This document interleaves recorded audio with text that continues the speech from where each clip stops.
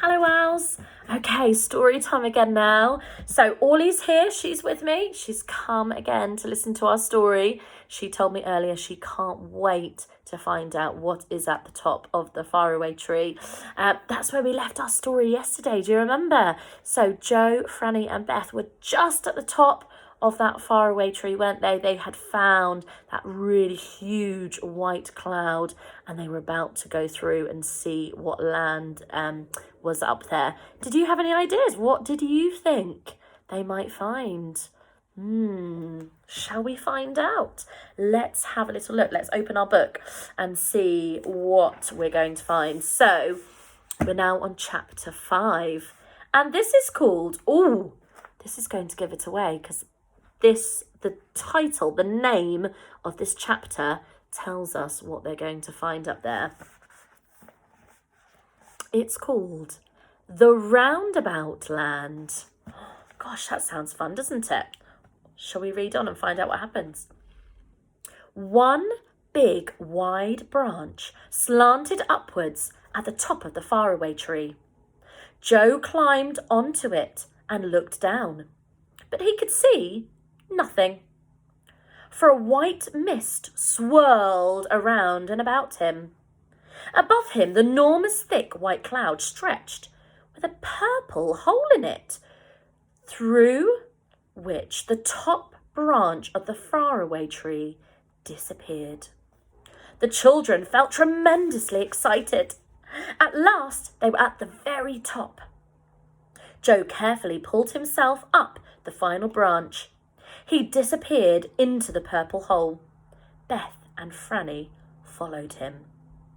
The branch came to an end and a little ladder ran through the cloud. Up the children went, and before they knew what had happened, they were out in the sunshine, in a new and very strange land. They stood on green grass. Above them was a blue sky.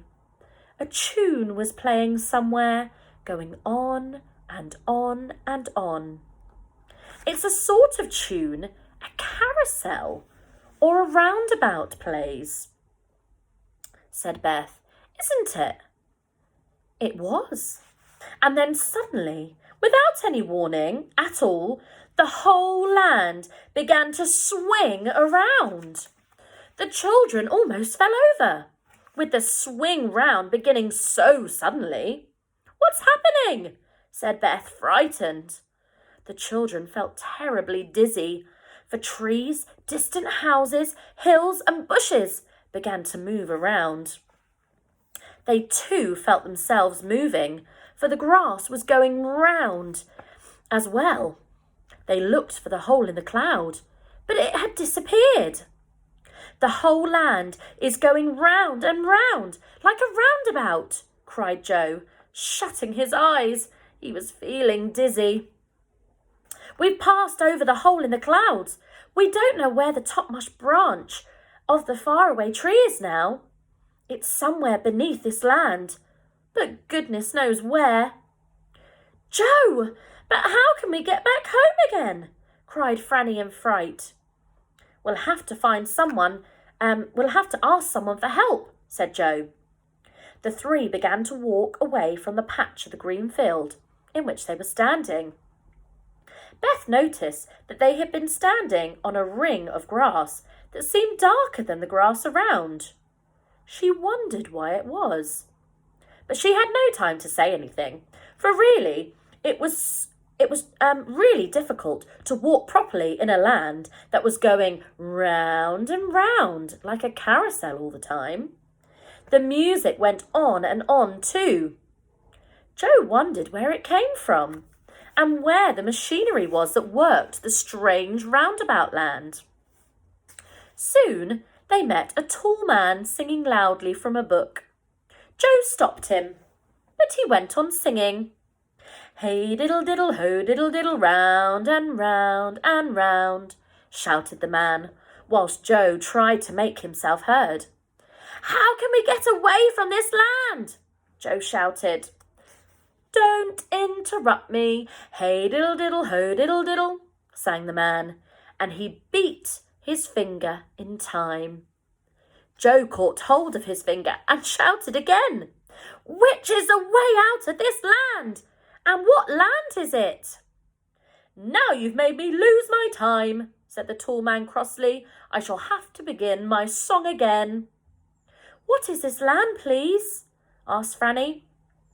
"It's Roundabout Land," said the tall man. "I should have thought anyone would have guessed that. You can't get away from it. It goes round and round always, and only stops once in a blue moon." "There must have been a blue moon when we climbed into it," groaned Joe. "It certainly had stopped then." The man went off, singing loudly, "Hey diddle diddle, ho diddle diddle, round and round and round." "Silly old round and round," said Franny. "Really, we do seem to meet the most peculiar people." "What I'm worried about is getting home," said Beth. "Mother will be anxious if we're not back before long. What shall we do, Joe?"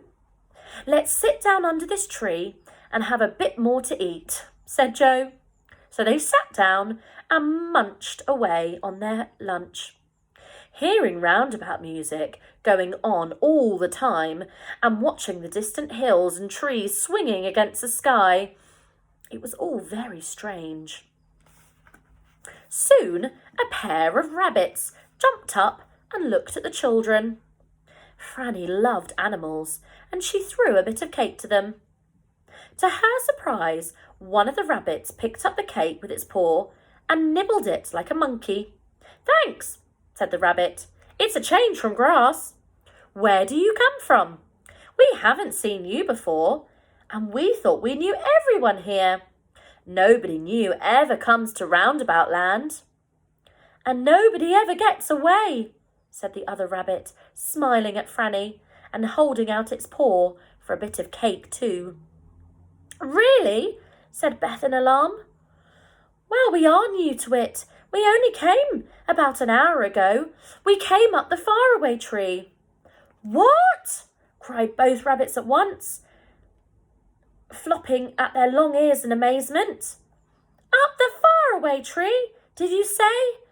Goodness, you don't mean to say that's touching this land?"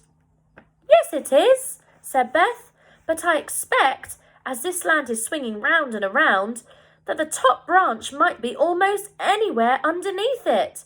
There's no way of finding out." "Oh, yes, there is," said the first rabbit excitedly. "If we burrow down a little way and make a hole, we can see whereabouts the faraway tree is underneath. And we can wait for it to come round again when the land swings above it." "Well, we came up from the tree just where the grass was darker than the rest," said Beth. "I noticed that. Do you suppose that as the Roundabout Land swings around, it will come back to the same place again, and we could slip down the top branch?" "Of course," said the rabbits. "We can easily burrow down that green patch of grass and wait for the land to turn round just over the tree again. Come on, quickly. There's no time to lose." All of them jumped up and sped off. Beth knew the way, and so did the rabbits. Soon they were back in the field, where the ring of dark grass stood. There was no opening now, leading through a cloud down to the tree. It had gone. The rabbits began to dig quickly. Soon they found the ladder that led upwards. Then they made such a big hole that the children could see down into it. A large white cloud that swirled below the Roundabout Land. "Nothing there yet," said the first rabbit, getting out a handkerchief and wiping his front dirty paws. "We must wait a bit. I really hope the land hasn't swung and passed the faraway tree altogether." The roundabout music went on and on. Then suddenly it began to slow down. One of the rabbits peeped out of the hole and gave a shout. "The land has stopped going round! And the faraway tree, it's just nearby, but we can't reach it." the children peered through the cloud below the ladder. The children peered through the cloud below the ladder and saw quite clearly that the faraway tree was very near, but not near enough to jump on. Whatever were they to do? Now don't try to jump, warned the rabbits, or you might fall right through the cloud. But what shall we do? Asked Beth. We must get onto the tree before we swing away again. I've got a rope, said one of the rabbits suddenly, and he put his hand into a big pocket and pulled out a yellow rope. He made a loop on one end and then threw it carefully at the topmost branch of a nearby tree. It caught and held. Good. Franny, slip down the rope first, said Joe. I'll hold this end. So Franny, rather afraid, slid down the yellow rope to the tree. And then, just as she got there, the roundabout music began to play very loudly and quickly. And the roundabout land began to move. Quick, quick, shouted Franny, as the land swung nearer to the tree. Jump, jump! They jumped, and the rabbits jumped after them. The roundabout land swung off. The big white cloud covered everything. The children and the rabbits clung to the top branch and looked at one another. We all look like monkeys on a stick, said Joe, and they all began to giggle. My goodness, what an adventure! I vote we don't come up here again. But as you may guess, they did. And there we go. That's the end of that chapter. Gosh, that did sound fun, didn't it? Would you like to have gone up to Roundabout Land? Oh, I'm not sure I would want to if it kept swinging round and round all the time. I think I might be feeling a bit dizzy. Okay, so we have read now all of chapter 5. So next week you will start on chapter 6 with Mrs. Tuttle, and we'll find out what their next adventure is going to be. Okay, right, say goodbye, Orly. We'll see you again soon, our class. Well done for all your brilliant learning this week. Bye for now.